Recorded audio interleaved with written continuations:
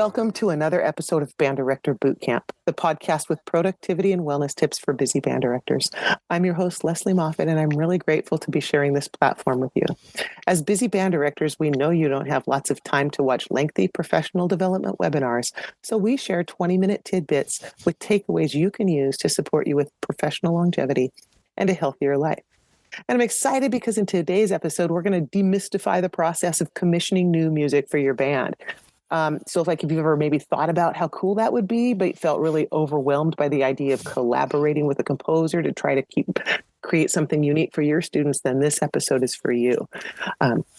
And by the end of the conversation today, you're going to understand the process, how it not only enriches your students' experience, but it also brings a new level of inspiration and ownership to their learning. So you're going to gain some insight on how commissioning can be a meaningful way to give back to the profession and not have it require tons of extra time and effort on your part.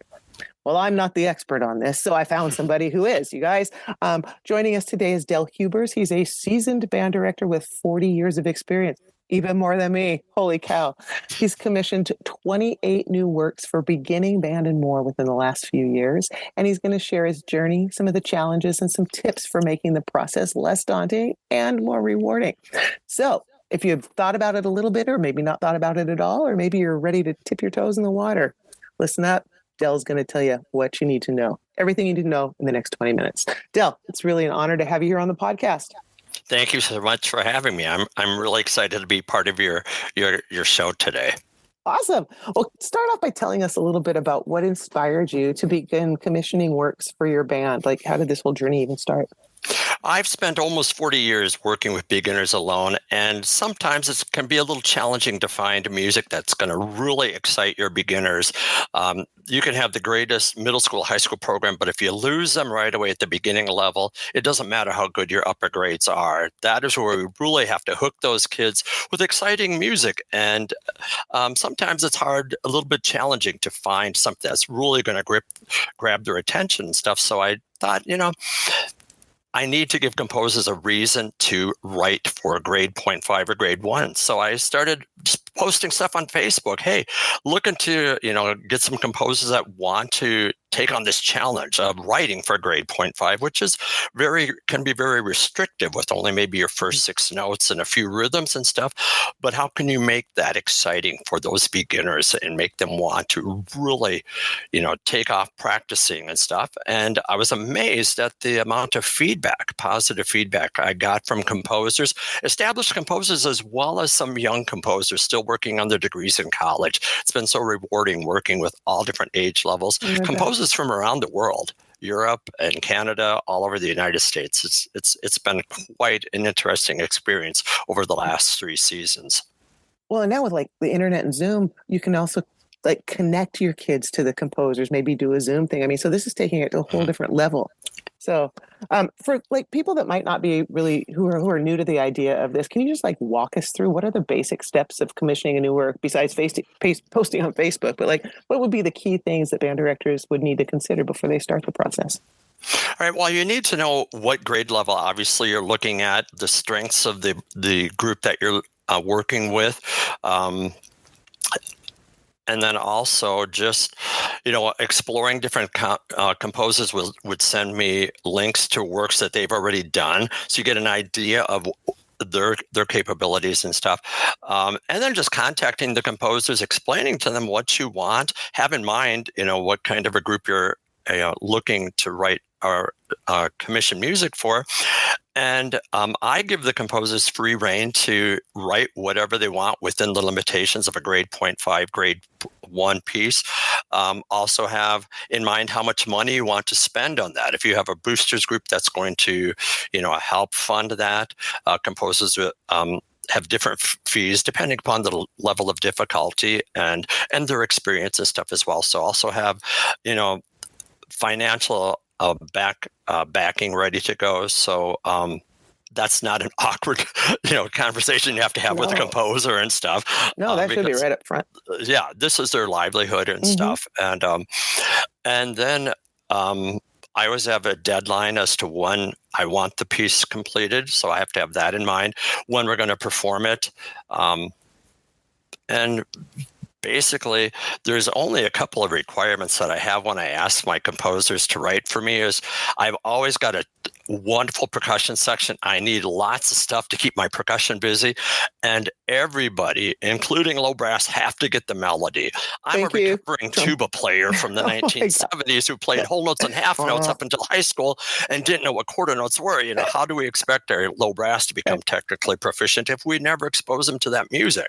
So I feel like I owe my low brass and percussionists for my first 15 years of teaching a great big apology for not searching out music that challenged them enough when they were in that beginning stage.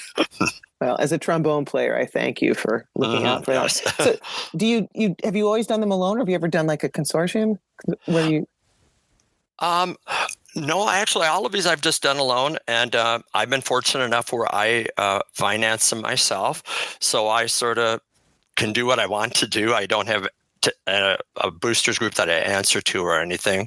It's all done out of my own pocket. It's a way for me to give back to the profession. Oh, wow. I have loved teaching for the 40 years that I've been in the profession and feel very blessed by being able to do what I love to do, and just really enjoy that opportunity of giving back to the profession and just bolstering that amount of beginning band repertoire.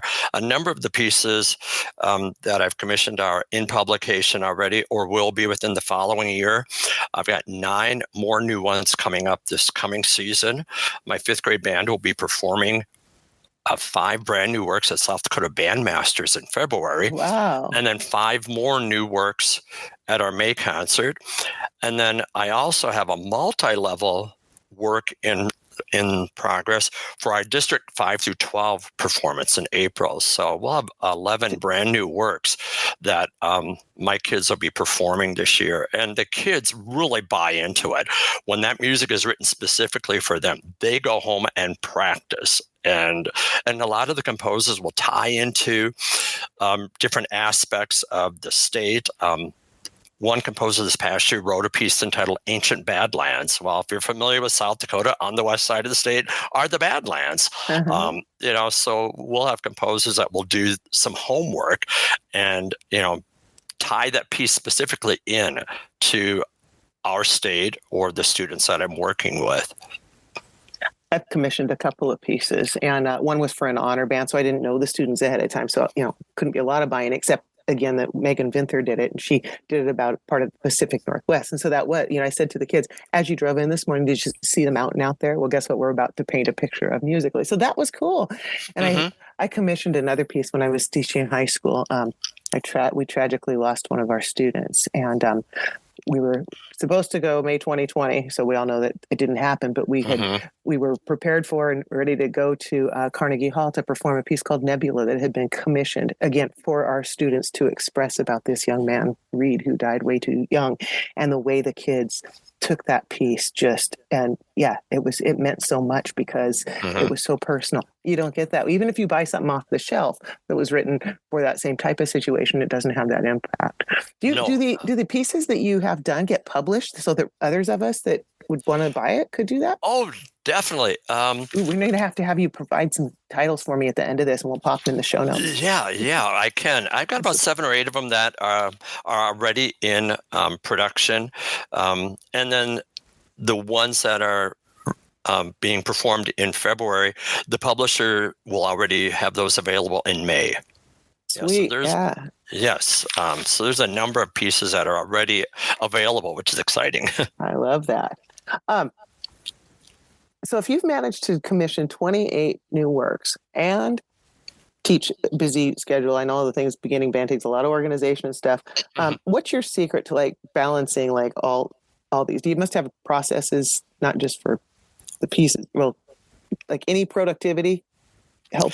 I found this has kept me from getting stale with my teaching because it's always new music that I'm working with, new composers and stuff. And it's just really lit a fire under me just to, it's so personally gratifying and, to do these things.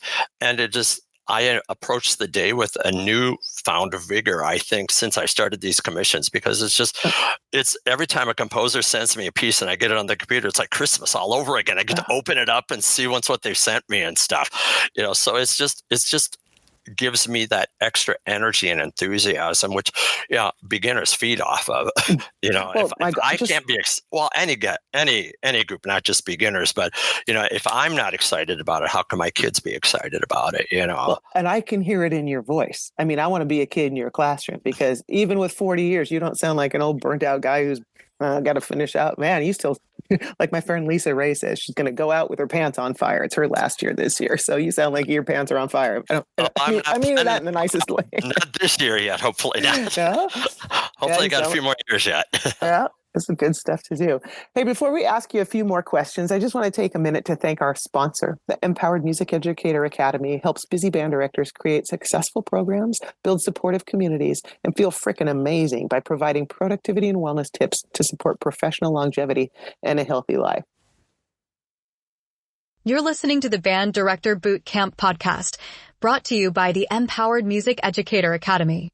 At the Academy, we're dedicated to supporting busy band directors like you with practical productivity and wellness strategies. Whether it's through our books, coaching sessions, or GPTs designed specifically for band directors, we've got everything you need to lead a successful music program without burning out. Let us help you achieve excellence in your work without working around the clock. All right, I got you for a few more minutes here, Del. So I want to come back and ask you just a few more questions. So for band directors who are listening right now and thinking, maybe I'd like to do this, what would you say the first few steps would be? You talked about money, you talked about finding composers. What orders do you have to, maybe the first 5 things to do or something? So knowing where to start. Knowing where to start. Well, have in mind what group or what age level you want, what difficulty level of piece you want. Have in mind a budget. That obviously, I don't have to worry about that because I take care of that myself. But if you're dealing with a band boosters group or something, you're going to want to take care of that. You talk about that with the composer up front, right? I mean, we just, again, to younger teachers, sometimes that money conversation is hard. It doesn't need to be. You need to find out or how do you have those conversations? Do you say, here's what I'll pay you, or do you ask them, or how do you do that? I usually ask them. It's depending upon, the experience of the composer, and their, I don't want to say famousness, that's not the word I want, but the experience that they have, obviously. Most of them will have a set fee. Some of the younger ones, that are still I've worked with college kids and stuff, that are just getting into the field. Obviously, they won't, quote, command as high a fee and stuff. But I want to be fair and honest with anybody that I work with, because that's their livelihood as well. I wouldn't want somebody, trying to bargain me down with something I'm doing and stuff. So I respect the composers with what their fees are. They're professionals, and that's how they make their living, doing, putting this wonderful music down on paper for our kids to play. Yeah. So if there's anything today, that somebody might think, ooh, I maybe I would like to do this. How do I convince a principal? Or a few more reasons or some takeaways that they could use to help them approach a booster group. I know you haven't had to do that, but let's recap just a few benefits again to the community, to the school, to the kids, to the program, so that they've got some of those keywords they can go in and say. I think that's really helpful. I think this has been wonderful recruitment and retention for our kids. Like I said, recruitment and retention right there, people. when music is written specifically for them, like I mentioned a little earlier, the kids buy into it and they're just thrilled with it. I've had kids, they'll go on these composers' YouTube channels and talked with the composers themselves and, make comments on their pieces. And a lot of times, some of the composers will take our recordings, our concert performance recordings, and put them on their YouTube channels and stuff. And my kids will watch them and comment on them and have conversations with the composers.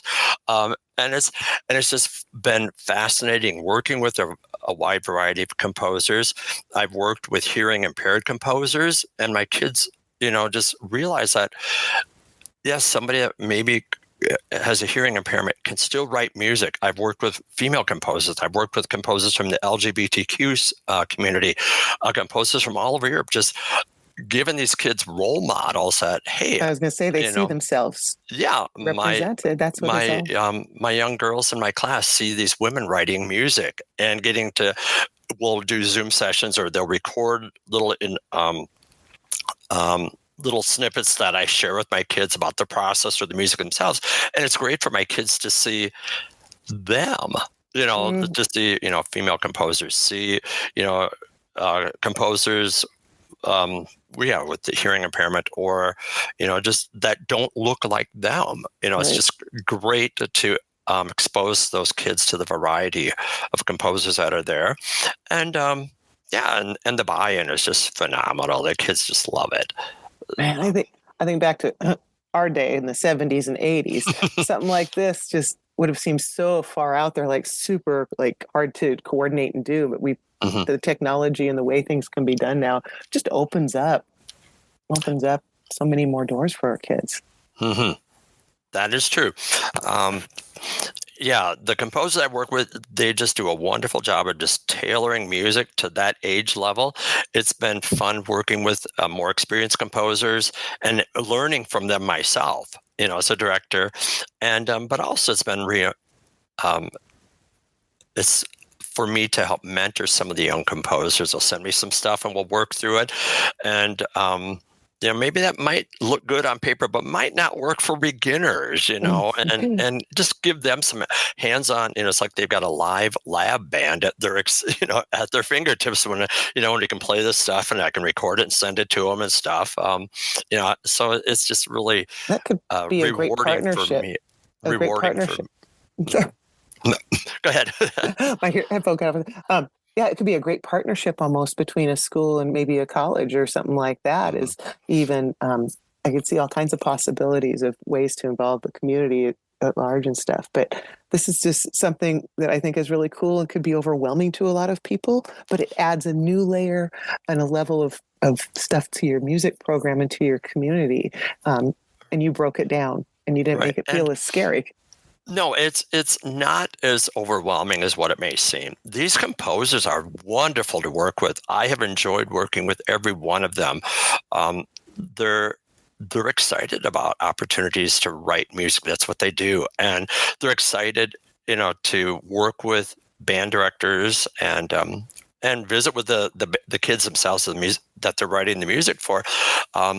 It's just been a very rewarding experience all around for myself, hopefully for the composers as well, but for my students as well too. That's the main thing, that what we're doing is important to our kids and is rewarding to them.